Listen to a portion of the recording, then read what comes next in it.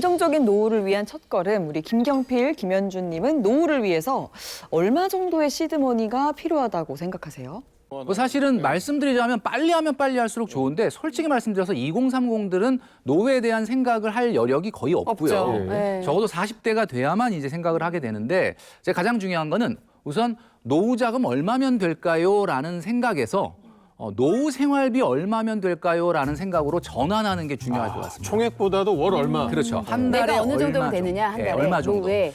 자, 우리가 1인 가구 최저 생계비가 지금 현재 124만 6,735원. 그러니까 어림잡아서 한 124만 원 정도 된다고 하고요. 네. 2인 가구의 최저 생계비는 207만 7,693원. 어림잡아 한 207만 원 정도 됩니다. 네네.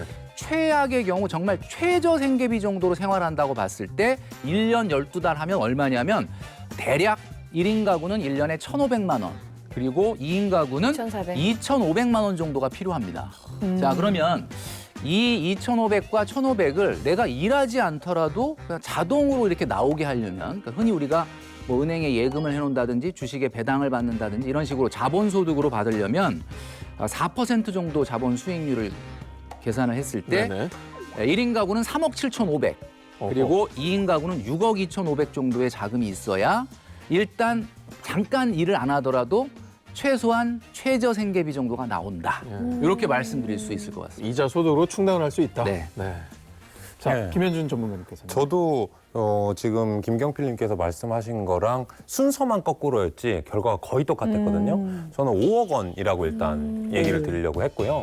이 5억 원이라고 생각한 것이 내가 한 10% 정도의 수익을 낼 수 있는 사람이라고 하면 역시 주식이기 때문에 수익이 좀 높네요. 네, 약간 예. 5%보다는 높아졌죠. 그러면 이제 5천만 원 네. 정도가 되는 거고요. 그걸 1년으로 나누면 한 달에 400만 원 정도씩이 되는 거고요.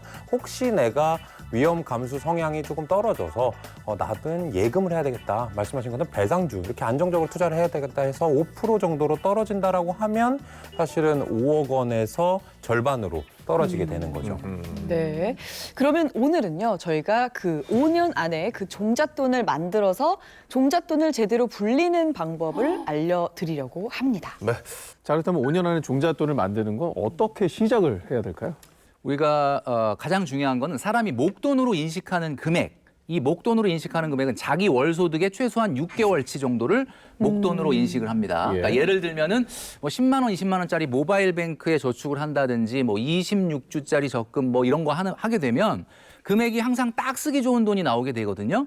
예를 들면 500, 600, 700 뭐 이런 거 만기를 타면 해외여행 웃으시는데 가야지. 여행을 가든지 노트북 바꾸든지 신발 가방을 사야지. 사든지. 막 그런 생각을 딱 하고. 나를 위해 뭔가 기다려놓은 그러니까 뭔가 선물 같이. 아니, 세에서 따박따박 상품이 네. 뽕 떠올라. 그렇죠. 그러네. 나한테 딱 맞춘 돈이 그 있어. 금액에 맞는 상품이 막 떠오르죠. 약간 쓰고 싶어져. 신기해. 그러니까 결국은 목돈을 모으지 못하고 자꾸 모아서 쓰고 모아서 깨고 이런 현상이 발생을 하는 거거든요. 그렇죠. 중요한 것은 일단은 불필요한 소비를 없애는 것이 목돈 모으는 거의 첫 번째 지름길이다. 이렇게 말씀드릴 수 있는 거죠. 불필요한 소비. 와, 단호하세요, 진짜. 근데 불필요한 소비는 참 없어요. 다 사야 되거든요. 그게 어려워가지고. 아니, 이제 녹화 전까지도 결제 버튼을 누르고 있대요. 그러니까. 예, 예. 그 맛에 살지 내가. 오늘 진짜 대화를 되게 많이 나누실 것 같아요. 김경필님께서 생각하시는 비정상적인 소비 정확하게 그게 뭐가 있나 어떤 게 보자. 비정상입니까? 그래서 제가 아예 오늘 리스트를 뽑아왔습니다. 10개를 뽑아왔는데 몇 개나 해당되느냐. 아마 제가 봤을 때는 거의 다 조금씩 해당되는 분들이 많을 거라고 봅니다. 자, 10위는 뭐냐면 말이죠. 구내 식당 있는데 무조건 3일 이상 점심 나가서 외식하는 겁니다. 저희가 한 끼 먹는 거 밖에서 일하면서 중간에 먹는 건 좀 제대로 먹어야 되는 거 아닙니까, 선생님? 자, 근데 아마 다들 지금- 이런 생각을 아니, 하실 거예요. 부장님, 임원분들 앉아서 그렇지. 식사하는데 안 먹고 싶다. 체예요. 맞아요. 병원비가 더 나와. 맞아요. 최근에 점심 외식 물가가 어마어마합니다. 아, 이제 한 맞아요. 2만 원 한대요. 네. 만원 다 그래서- 기본 넘고. 맞아요. 그래서 구내 식당의 영양사분들이 얼마나 심혈을 기울여서 완벽한 영양 상태로 계속해서 메뉴를 바꿔주시기 때문에 한 3일 이상은 4일 좀 먹고 정도. 한 번 정도 외식을 나가는 게 이거 어떻겠냐. 받아드릴게요. 좋습니다. 9위. 자, 9위는 말이죠. 기본 요금 택시를 한 달에 10번 이상 타는 겁니다. 전 택시를 많이 타요. 이게 핵심이 뭐냐면 기본 요금이 문제예요. 왜냐하면 장거리와 모범 택시는 어차피 안 탈 생각이에요. 그쵸. 그러니까 나한테 면제부를 주기가 좋은 게 내가 무슨 모범 탄 것도 아니고 장거리 탄 것도 아니고. 그래. 기본 뭐 짧게 이러면서. 짧게 타는데. 네. 그러니까 사실은 뭐 한 지하철 2정거장 그냥 이렇게 편하게 타고 가자. 이렇게 되는데 이게 쌓이면은 또 대중교통 요금 한 달치가 나오고. 좋아요, 좋아요. 굿. 좋습니다. 8위. 8위는 하루에 2잔씩 루틴으로 커피를 테이크아웃하는 습관입니다. 나 이거 안 해. 이거 안 해. 2잔은 안 됩니다. 한 잔 해. 2잔. 탕비실에서 지금 유통기간 넘어가고 있는 커피들이 굉장히 많거든요. 맞다. 탕비실. 그리고 최근에는요, 많은 회사들이 커피 에스프레소 머신을 맞아, 기계 탕비실에 두더라고. 두고 있어요. 두죠. 네, 그러니까 텀블러만 사시면 돼요. 텀블러. 7위는 말이죠.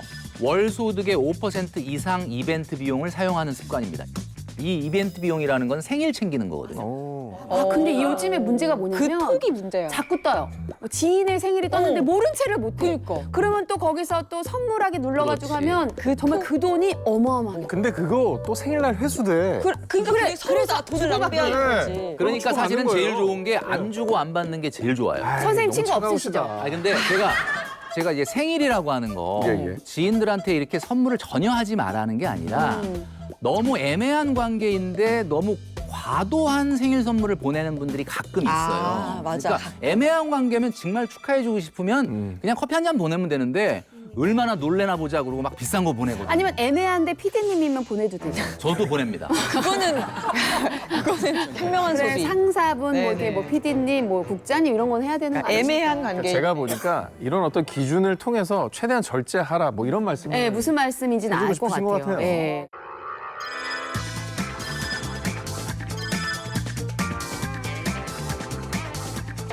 3위를 말씀드리겠습니다. 3위는 월 소득의 15% 이상 되는 주거 비용입니다. 주거 비용이 뭐죠? 월세, 전세, 월세, 전세자금, 이자. 대출이자 이런 네. 거죠. 대출 이자도 포함되는 거구나. 대출이자 포함되는 거죠. 이거는 초직주 근접을 피하시면 해결되는 거예요. 그러니까 우리가 젊은 직장인들 같은 경우는 그 만약에 자기 직장이 굉장히 상업지구에 중심 상업지구에 있을 경우에 회사 코앞에다 집을 얻어버리면 돈이 엄청나게 나갈 수밖에 그렇지. 없거든요. 예, 근데 사실은 수도권이다라고 하면 광역시다라고 하면 기본이 도어투도어 문에서 문으로 출근 시간 딱 1시간 정도입니다. 그 정도는 출근 거리로 생각하셔야 돼요. 직주 근접이 좋지만 너무 초직주 근접은 안 된다라는 알겠습니다. 부분이죠. 네. 자, 그다음에 2위는 일단 할부로 선결제하고 다녀오는 해외여행. 거의 근데 대부분의 경우에 해외여행은 이렇게 많이 가시거든요. 그렇죠. 많이 가는데 할부로, 예. 이 습관이 자꾸 쌓이면 안 있다 좋다. 보면은 아무래도 본인이 예산을 세운 거를 무조건 오버하게 된다. 아, 근데 SNS 안 하시나요, 선생님? 합니다. 그 SNS에 그 인생 스팟, 너무 많아요. 갬성샷 이런 거 올라오면 저도 가고 싶거든요. 그런 심리도 있다는 걸 좀- 바쁘신데 또 어떻게 가실 시간이 없잖아요.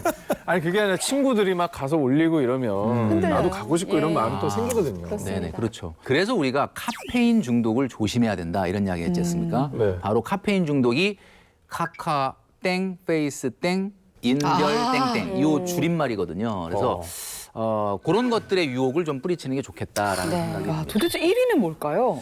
자, 1위는 말이죠. 9가지를 다 하더라도 이거 하나 안 하면 돈을 모을 수 있을 정도. 오 좋아 좋아. 굉장히 우와. 파괴력이 있는 겁니다. 네.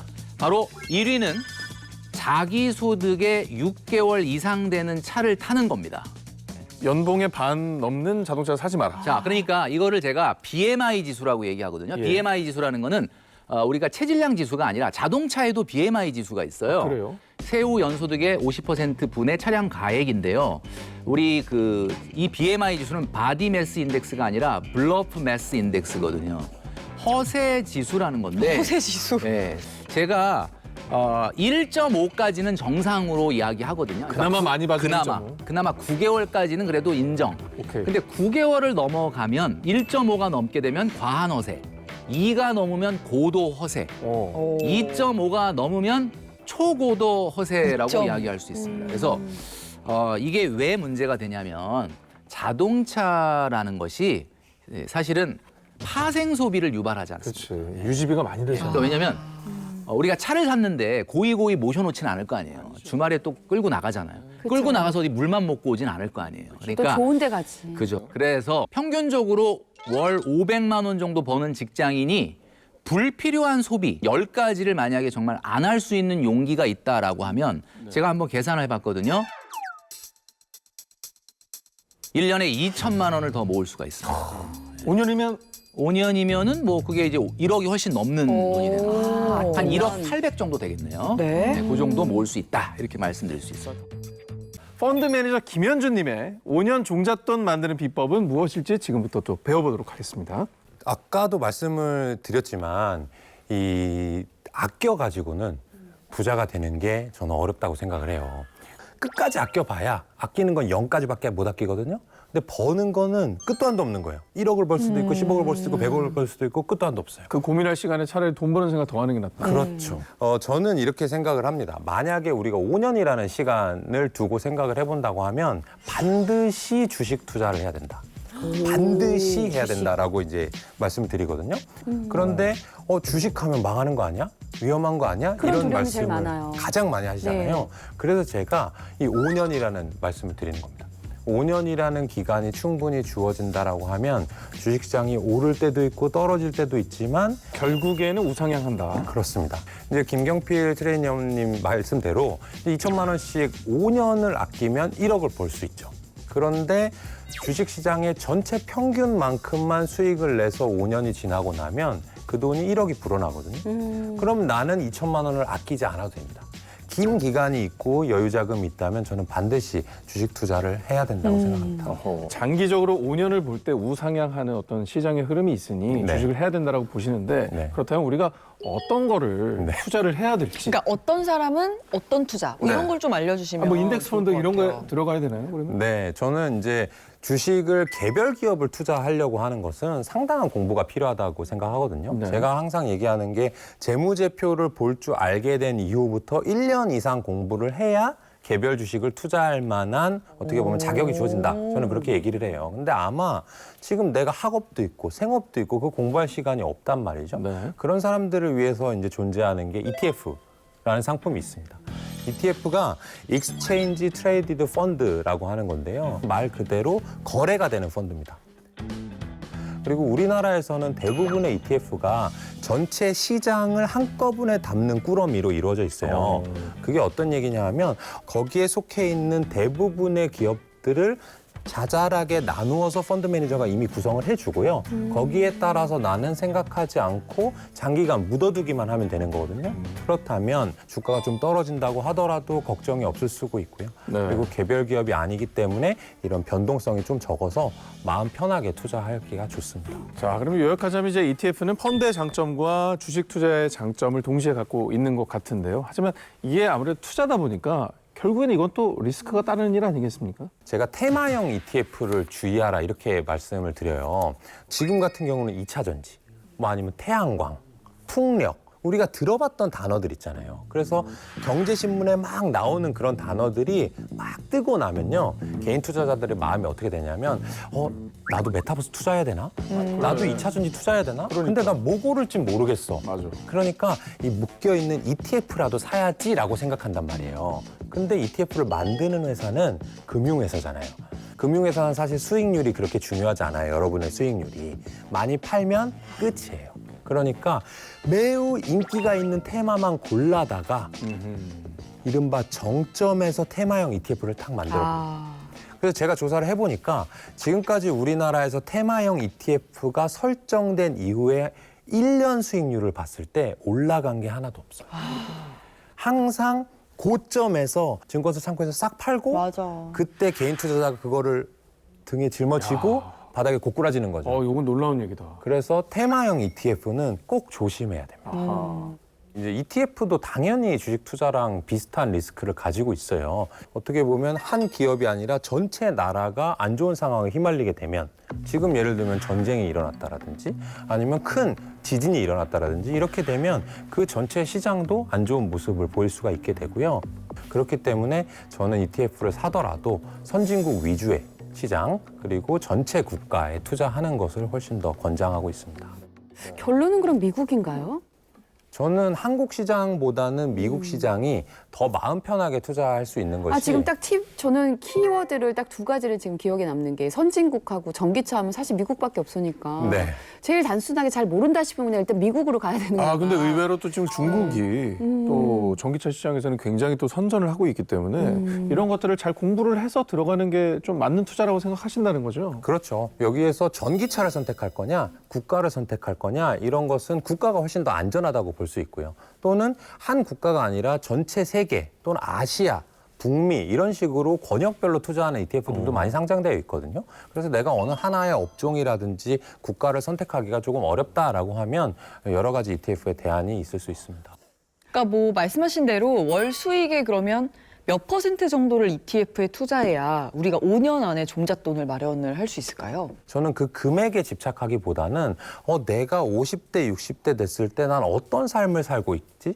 나는 어떤 옷을 입고 있지? 난 어디에 집을 살지? 그것을 역산해서 돈이 얼마나 필요한지를 계산해 놓으면 여기에 ETF에 얼마에 투자해야 되는지가 역으로 나오게 됩니다.